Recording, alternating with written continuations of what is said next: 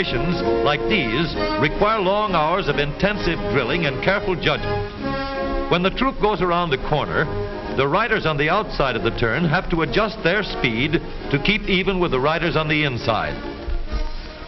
The man on the outside has to ride a lot farther and a lot faster in order to keep up with the parade.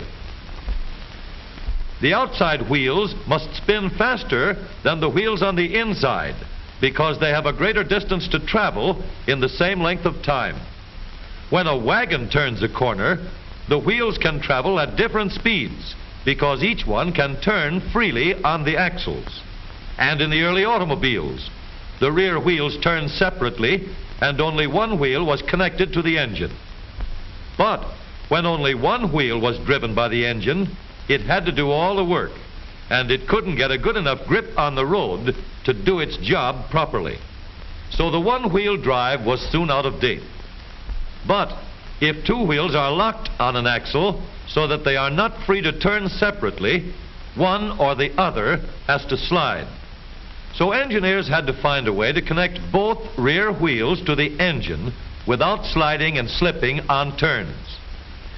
The device which makes this possible is a part of the rear axle. It is called the differential because it can drive the rear wheels at different speeds.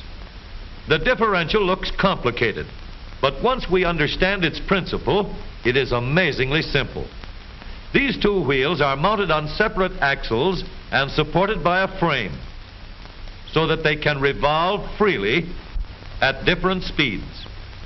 Let's fasten a spoke on the inner end of each axle so that by turning the spokes, we can turn each wheel separately. With a bar or crosspiece, we can turn both wheels in the same direction at the same rate of speed.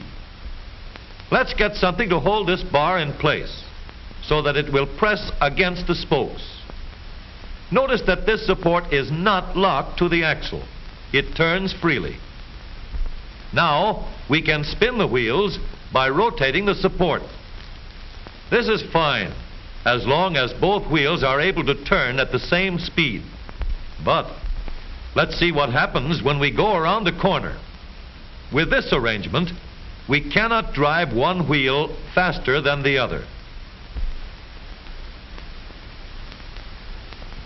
And if we stop one wheel, the other wheel won't budge. Let's put this bar on a pivot so that it can swing in either direction.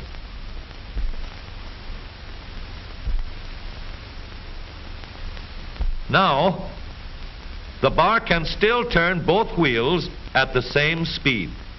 And because it pivots, it lets one wheel turn even when the other is stopped. But if turned too far, the bar will swing around until it won't drive the spokes that turn either wheel. We need another crossbar and more spokes to carry on the job. When we stop one wheel, the crossbars will continue to push the spokes of the free wheel around.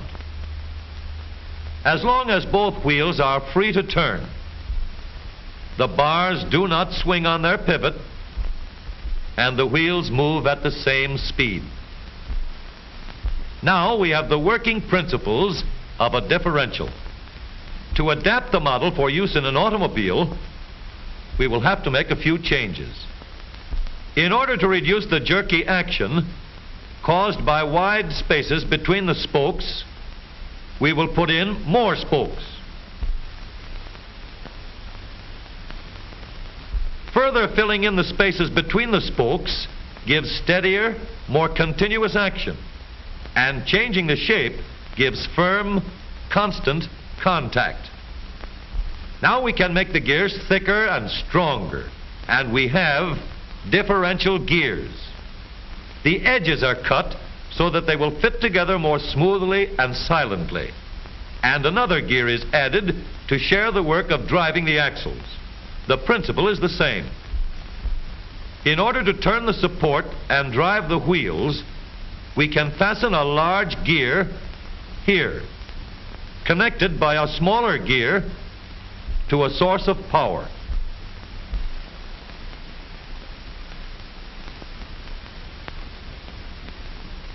Notice that the power is connected to the differential at the center line. We can make our model more compact by moving the gears closer together. When we put our differential in an automobile, we have to leave room for the drive shaft, which carries the power from the engine. We may build the floor of the car above the drive shaft. But if we do, we won't have much room inside unless we make the top of the car high too. Of course, we could lower the floor and ceiling, but the drive shaft would be higher than the floor. This would have disadvantages. A shaft in the middle of the floor of an automobile would be inconvenient for passengers and would be awkward for carrying luggage. Today, engineers have found a way to make the car roomier and closer to the road without a clumsy shaft above the floor. The drive shaft from the engine to the differential is lowered out of the way, and the drive shaft is connected to the rear axle at the bottom. The new low center drive makes the rear axle quieter, stronger, and more durable because it gives better, smoother contact between the gears. The automobile of today with the low center drive is stronger and more rugged. Every part of the rear axle has been built to withstand strains far greater than it will ever meet on the straightaway or around the corner.